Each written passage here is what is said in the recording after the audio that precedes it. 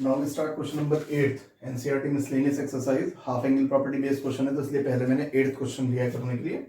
देखो हमें दे रखा है tan x is equal to -4/3 और x is in third quadrant, है ना। क्वाड्रेंट का ध्यान रखिएगा, x is in third quadrant और जो वैल्यूज फाइंड करनी है वो sin x/2 cos x/2 और tan x/2 हाफ एंगल्स में वैल्यूज कैलकुलेट करनी है और गिवन फुल एंगल है। ध्यान से देखो tan x दे रखा है और वो क्वाड्रेंट कौन सा है, थर्ड, लेकिन उसमें कौन है, फुल एंगल x। एंगल्स की वैल्यू निकालनी है हाफ पर और रेंज किसकी दे रखी है, x कौन से क्वाड्रेंट में लाई कर रहा है। चलो देखते हैं। देखो tan x is equal to -4/3, तो सबसे पहला मेरा टारगेट ये रहेगा यहाँ पे कि मैं cos x की वैल्यू निकालूं, क्योंकि मैंने आपको जो अभी फॉर आइडेंटिटीज दिखवाई थी sin x/2 और cos x/2 की जो हाफ एंगल आइडेंटिटीज थी, तो उसमें अगर हमें फुल एंगल में किसी ट्रिग्नोमेट्रिक रेशियो की वैल्यू चाहिए तो वो है cos x। आप दोनों फॉर्मूलों को ध्यान से देखना, सिर्फ cos x की वैल्यू मिल जाए तो हम दोनों एंगल्स निकाल सकते हैं, sin x/2 और cos x/2। देखो तो मेरा टारगेट है cos x निकालना, तो cos x तक कैसे पहुंचूंगा, tan x की हेल्प से। ट्रायंगल लॉ तो लगेगा नहीं, मना किया था मैंने आपसे कि ट्रायंगल लॉ नहीं अप्लाई करेंगे, तो आइडेंटिटीज यूज करेंगे। देखो we know that sec square x minus tan square x equal to 1, इस आइडेंटिटी को यूज करेंगे यहाँ पे। तो यहां से मैं sec का आंसर निकाल लूंगा, sec x मिल जाएगा, तो मैं sec x का रेसिप्रोकल कौन है, cos x। तो देखो minus tan square x, tan की वैल्यू है हमारे पास -4/3 का स्क्वायर इक्वल टू 1, तो यहां से sec square x equal to, थोड़ा कम मैं डायरेक्ट करूंगा, माइनस ये आएगा प्लस का 16/9 और ये माइनस में, देखो स्क्वायर होगा तो पॉजिटिव हो जाएगा, लेकिन बाहर तो माइनस का साइन है, फिर उसको उधर शिफ्ट करेंगे तो ये प्लस में हो जाएगा आपके पास 16/9। तो यहां से sec square x is equal to LCM लेके 25/9, तो यहां से sec x is equal to plus minus 5/3। जब स्क्वायर हटाएंगे स्क्वायर रूट आएगा, तो दो वैल्यूज प्लस और माइनस। अब इन दोनों में से एक सेलेक्ट करनी है, ठीक है। तो ये फुल एंगल का आंसर है, तो फुल एंगल के लिए उसने बता रखा है x किस क्वाड्रेंट में है, थर्ड क्वाड्रेंट की बात चल रही है, तो थर्ड में sec क्या होता है, नेगेटिव।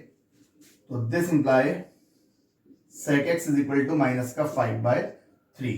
तो आप बताओगे कि x is in third quadrant, ठीक है। इसका रीजन तो हमें देना पड़ेगा ना, x किस क्वाड्रेंट में, थर्ड। जब हमें sec x का आंसर मिल गया तो फिर cos x भी पता लग गया, माइनस का 3/5 इसका रेसिप्रोकल। चलो तो फुल एंगल में मुझे cos की नीड थी, मैंने cos निकाल दिया। अब सबसे मेन स्टेप, इस क्वेश्चन का सबसे मेन स्टेप, देखो गिवन दैट ये आपको हाफ एंगल के हर क्वेश्चन में करना है जिसमें हाफ एंगल्स की वैल्यू फाइंड करनी है और फुल एंगल दे रखा है, तो वहां पे ये काम जरूर करेंगे, अदरवाइज आंसर नहीं आने के आपके। हमें गिवन है कि जो हमारा एंगल है यानी x, वो कौन से क्वाड्रेंट में, थर्ड, यानी पाई से बड़ा बट लेस देन 3π/2, है ना भैया, थर्ड क्वाड्रेंट होता है। अगर मैं थोड़ा सा इसको ट्रिग्नोमेट्रिक फंक्शन का जो सर्कुलर चार्ट था, 0 π/2 पाई 3π/2 और 2π, है ना, तो थर्ड क्वाड्रेंट यही वाला तो होता है आपका। तो थर्ड क्वाड्रेंट देखो कहां पर है, पाई से और 3π/2 के बीच में तो है। अब हमें जो एंगल निकालना है वो x/2 के लिए चाहिए, तो हमें साइन cos tan की क्वाड्रेंट्स के अकॉर्डिंग वैल्यू निकालनी पड़ेगी, बट उसमें भी एंगल हाफ में होना चाहिए x/2, जबकि ये एंगल फुल है।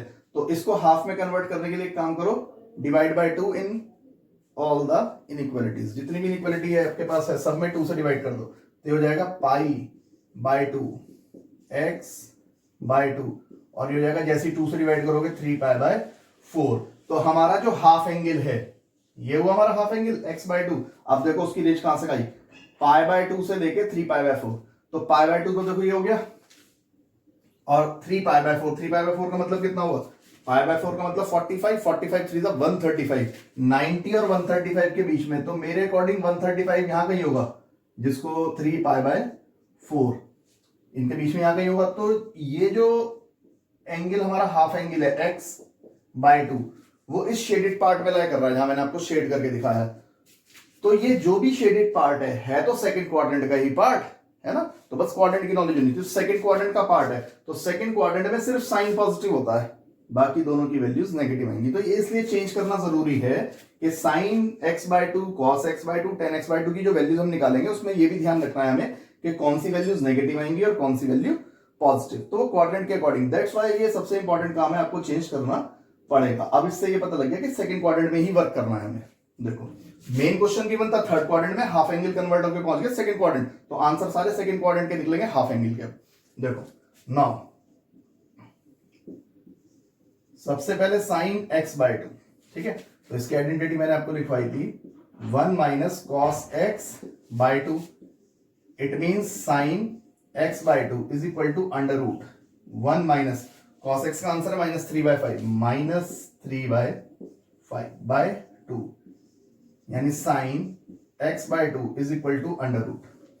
देखो ये तो हो जाएगा माइनस माइनस प्लस, और एलसीएम लेंगे 5 1 5, 5 + 3 8 बाय, और जो एलसीएम का 5 है वो 2 के साथ मल्टीप्लाई में 2 5 10, ठीक। तो यहां से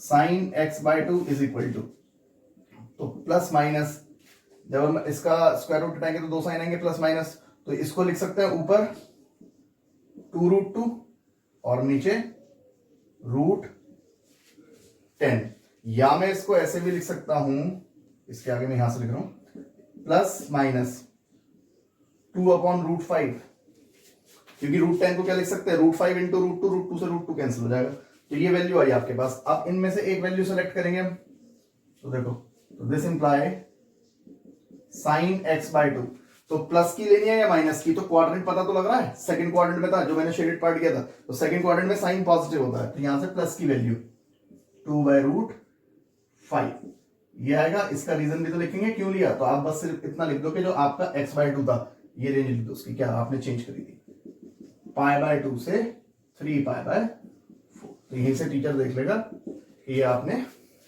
कौन से क्वाड्रेंट से वैल्यू लिखी। साइन x/2 आ गया, अब निकालेंगे cos x/2। देखो cos x/2, तो cos के लिए आइडेंटिटी क्या आती है, √1 + cos x/2, यानी cos x/2 is equal to √1 + cos की वैल्यू, cos की वैल्यू -3/5, -3/5/2, तो यहां से cos x/2 is equal to √, जब इसमें एलसीएम लेंगे 5 1 5 और ये प्लस माइनस माइनस, 5 - 3 2 अपॉन, और 5 2 10, तो cos x/2 is equal to plus minus, ठीक है, √2/√10, और √10 को फिर से √5 × √2 करके √2 कैंसिल कर दो, तो यहां से cos x/2 की वैल्यू 2 आई प्लस माइनस 1/√5, ठीक है, 1/√5। अब पॉजिटिव लेनी है या नेगेटिव, क्वाड्रेंट कौन सा है हाफ एंगल के लिए, x/2 की बात चल रही है, देखो x/2 है ना, तो हाफ एंगल में क्वाड्रेंट है सेकंड में cos नेगेटिव होता है, तो it means cos x/2 is equal to -1/√5, ठीक है। इसका रीजन आप बताओगे कहां से लिया, कि वही x is greater than equal to π/2 और less than equal to 3π/4 second quadrant में, तो ये इसका रीजन हो गया। दो आंसर आ गए, साइन x/2 cos x/2, 10 तो अपने आप तैयार हो जाएगा, क्योंकि 10 क्या होता है, साइन बाय कॉस, तो this imply 10 x/2 is equal to, पहले लिख लेते हैं sign x/2 over cos x/2, अब वैल्यूज रखते हैं, तो 10 x/2 इज इक्वल टू, देखो साइन x/2 का आंसर ये रहा 2/√5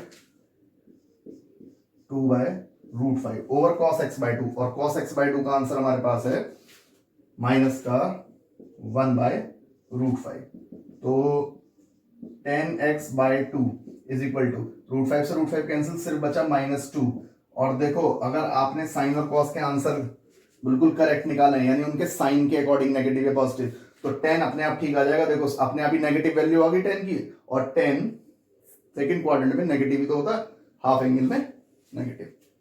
तो इस तरीके से हम फुल एंगल्स की हेल्प से हाफ एंगल ऑब्टेन कर सकते हैं, और सबसे मेन स्टेप इसका ये वाला है, इसको जरूर चेंज करना ताकि आपको हाफ एंगल की रेंज पता लग जाए कहां से कहां लाई कर रहा है। तो now pause the video and note it down, और रिमेनिंग क्वेश्चंस आप ट्राई करें।